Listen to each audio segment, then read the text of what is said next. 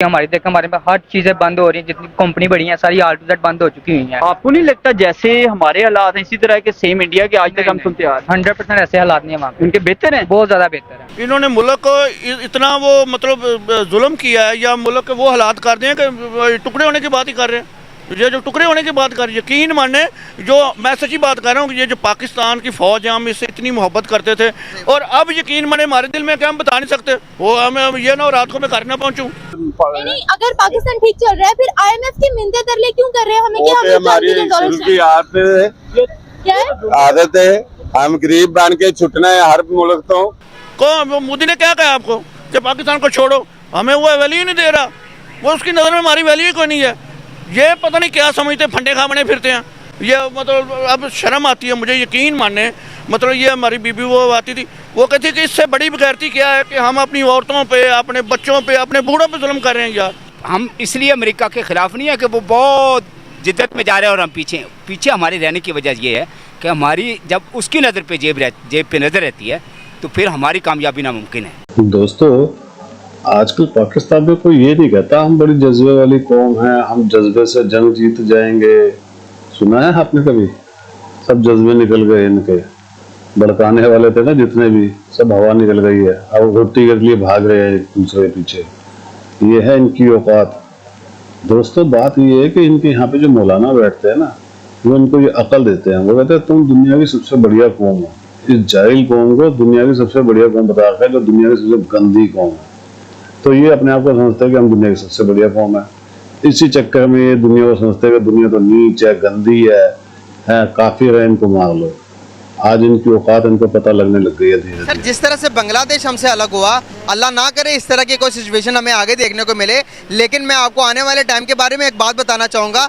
बलूचिस्तान की PM है, PM of exam जिसे कहते हैं, सर वो अभी गई हुई इंडिया जाकर इंडिया से अपील कर रही है कि आप UN के अंदर जाकर आवाज़ उठाएं बलूचिस्तान की आज़ादी के लिए। बलूचिस्तान को पाकिस्तान उसके हकूक नहीं दे रहा। सिंध के अंदर सिंधु देश बनने के लोग तहरीक चला रहे हैं। गिलगित बल्तिस्तान के अंदर, कश्मीर के अंदर आज़ादी चाहते हैं लोग। कहाँ जाएगा पाकिस्तान के क्या हालात होंगे अगर बांग्लादेश जिस तरह से अलग हुए? क्या पाकिस्तान के इस तरह से टुकड़े तो नहीं होते नजर आ रहे? इन्होंने मुल्क को इतना वो मतलब जुल्म किया है या मुल्क के वो हालात कर दिए कि टुकड़े होने की बात ही कर रहे हैं। ये जो टुकड़े होने की बात कर, यकीन माने जो मैं सच्ची बात कर रहा हूँ कि ये जो पाकिस्तान की फ़ौज है हम इससे इतनी मोहब्बत करते थे और अब यकीन माने हमारे दिल में क्या हम बता नहीं सकते। वो हमें ये ना हो रात को मैं घर ना पहुँचूँ। छोटे तबके का आप बात कर रहे हैं कि वो जो बलूचिस्तान ये हालात क्यों हो रहे हैं? इसी वजह से हो रहे हैं। ये जो हमारे जो करता धरता है वो क्या कर रहे हैं मुल्क के साथ? ये लड़ा करने वाली बातें हैं, टुकड़े करने वाली बातें हैं। सर आज इंडिया हम पर हंस रहा होगा, बांग्लादेश खुश हो रहा होगा। नहीं तो हंसते हैं ना, वो तो हंसते हैं। कौन मोदी ने क्या कहा आपको कि पाकिस्तान को छोड़ो? हमें वो वैल्यू नहीं दे रहा, वो उसकी नज़र में हमारी वैल्यू कोई नहीं है। ये पता नहीं क्या समझते, फंडे खा बने फिरते हैं। ये मतलब अब शर्म आती है मुझे, यकीन माने। मतलब ये हमारी बीबी वो आती थी, वो कहती कि इससे बड़ी बेगैरती क्या है कि हम अपनी औरतों पे, अपने बच्चों पे, अपने बूढ़ों पे जुल्म कर रहे हैं। यार तो ये पाकिस्तान में कौन सी जंग हो रही है भाई? ये जो औरतों को पढ़ के ले जा रहे हैं, बूढ़ों को मार रहे हैं, क्या जुल्म किया वो उन्होंने? हम मंदिर देख नहीं रहे। और सच्ची बात है, मुझे कौम पे अफसोस है, कौम पे अफसोस है कि इतना कुछ देख के भी फिर भी मतलब आंखें बंद करके फिर रही है। यार बड़ी दुख की बात। हिंदुस्तान कह रहा है कि तुम कहते हो कि पाकिस्तान जो मुसलमान है, मुसलमानों पर हिंदुस्तान में जुल्म हो रहा है। जो पाकिस्तान में हो रहा है वो क्या है?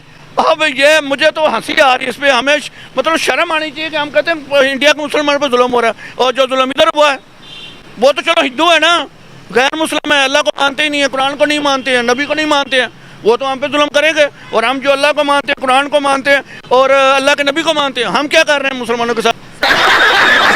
अभी आज आप जिसे आप काफिर कह रहे हैं वो आज देखेंगे कितनी ज्यादा तरक्की याफ्ता हो गए हैं। सर इंडिया को दुनिया पूज रही है। मुझे अब शर्म आती है। वो मतलब 500-600 अरब डॉलर सासे हैं।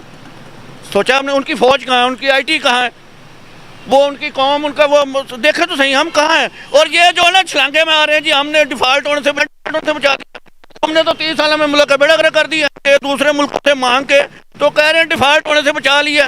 तो 30 सालों में तो उन्हें डिफ़ॉल्ट किया ना। हमने तो कुछ नहीं खाया, हमारी तो रोटी नहीं पूरी होती, हमारे बच्चों की फीस इलाज नहीं पूरा होता, अस्पताल में जाए तो वो अब आपको पता ही है, आप माशाल्लाह पढ़े लिखे। असल में वो पैसे देके हमारा ज़मीर खरीदता है। उसने देख लिया कि हम लोग पैसे के लिए सब कुछ कुर्बान करने वाले। अमेरिकन ने कहा कि पाकिस्तानी पैसों के लिए अपनी माँ तक बेच सकते हैं। आप बताएं इस किस्म के अलकाबात हमारे लिए है। इसके बाद तो डूम भरना ही चाहिए हमको।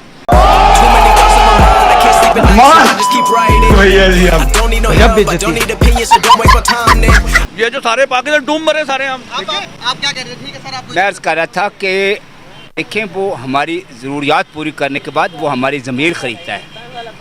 देखें, हम इसलिए अमेरिका के ख़िलाफ़ नहीं है कि वो बहुत जिद्दत में जा रहे हैं और हम पीछे हमारे रहने की वजह ये है कि हमारी जब उसकी नज़र पे जेब पे नज़र रहती है तो फिर हमारी कामयाबी नामुमकिन है। क्या वजह है? हमेशा से चाइना का नाम सुनते आए हैं, अभी आपने बताया इंडिया का भी हो सकता है, इंडिया में भी हो सकता है। 100% हो सकता है। कैसे? उनके डिमांड देख के हमारे में हर चीजें बंद हो रही हैं, जितनी कंपनी बड़ी हैं सारी A to Z बंद हो चुकी हुई हैं। आपको नहीं लगता जैसे हमारे हालात हैं इसी तरह के सेम इंडिया के आज तक हम सुनते आ रहे 100% ऐसे हालात नहीं है वहाँ हैं? उनके बेहतर हैं? बहुत ज्यादा बेहतर है। जलवा है हमारा। सर मैं यही तो जानना चाह रहा हूँ कि अगर आप इंडिया जाते हैं तो वापसी के लिए फिर आप मुझे ये बताएं कि आप वहीं सेटल होना चाहें। मैं वहीं सेटल हो जाऊंगा। बाइकें तो अच्छी कम से कम मिलेंगी चलाने के लिए। पाकिस्तान में क्या टूटी फूटी बाइक लो, अगर मतलब कम से कम चाइना के भी लोगों भी 4 लाख की 2-3 लाख की कम से कम, अब इस तक 1.5 लाख की तो पक्की है। जो 1 to 5 है वो तकरीबन 3 लाख की हो गई। अब बंदा करे क्या करे? 2 लाख की बाइक दे रहे हैं यार। वही मैं आपको बता रहा हूँ कि बाइक में पहले नंबर पे आ चुका है इंडिया, और अगर 4 व्हील की बात करें तो दुनिया के तीसरे नंबर पे आ चुका है। यार अब कसम नहीं, इंडिया ही चले। मैं तो कहता हूँ इधर तो कुछ नहीं है। वैसे उधर ही मुसलमान है ज्यादा हिंदुओं से, उधर चलते हैं, उधर जाकर रहते हैं। पाकिस्तान में कोई फ्यूचर नहीं है। बस हवा निकल गई। पाकिस्तान में कोई ये और ही बढ़ेगी कीमतें। लास्ट पे देखने वाली ऑडियंस को ये मैसेज देना चाहें? मैसेज यही देना चाहूंगा भाईजान, बाइकें जो है ना वो इंडिया से इंपोर्ट करवाओ। बहुत सस्ती बाइकें आ रही हैं तो पाकिस्तान की जो बाइकें उनको बेच दो और इंडिया चले जाओ। पाकिस्तान भी ठीक चल रहा है, लेकिन भूखे नहीं मरेंगे इंशाल्लाह। पाकिस्तान बिल्कुल ठीक चल रहा है। बिल्कुल। फिर IMF से लोन क्यों ले रहे हैं? वो तो लगा हुआ है ना। नहीं, अगर पाकिस्तान ठीक चल रहा है फिर IMF की मिन्नतें तरले क्यों कर रहे हैं? हमें क्या हमारी शुरू की क्या है? आदत है, हम गरीब बन के छुटना है हर मुल्क तो। क्यों जी? हमने गरीब बन के छूटना है हर मुल्क से, अपने कर्जे माफ करवाने। ये हमारी चाल है इनके मुताबिक। आप क्या कहेंगे? सब कुछ माफी लेनी हर मुल्क तो, क्यों ना लेंगे होम करके। हाँ दोस्तों सुना आपने, हराम की खाने की आदत पड़ी हुई है ना इनको, शुरू से ही हराम की खाओ। पहले इन्होंने अफगानिस्तान को बेचा, फिर अपने लोगों को बेचा, अब अपने लोगों को मरवा रहे हैं। जहाँ जहाँ से इनको पैसा मिलता जाएगा ये सबको मरवाते जाएंगे। तो सही कहता है कि पाकिस्तानी अपनी पैसे के लिए अपनी माँ को भी बेच दे। ये आदत इनको पड़ी हुई है, अपनी बीवी बच्चे सबको बेच देते हैं। औरतों को तो इन्होंने हलाला करा के ऐसा कर दिया कि पूछो ही मत। हलाला करा के पैसे लेते हैं। ये वो कौम है जिसका कोई इलाज नहीं है दोस्तों। ये गंद है, गंद। इससे बड़ा गंद कोई धरती में ना है ना आएगा। अब कब तक ये खत्म होंगे, कब तक टूटेगा, ये वक्त बताएगा। वो वैसे वो जल्दी आ ही जाएगा वक्त। दोस्तों वीडियो कैसी लगी प्लीज़ कमेंट्स करके बताइएगा। वीडियो को लाइक कर लीजिएगा और चैनल को सब्सक्राइब कर लीजिएगा। Thank you very much.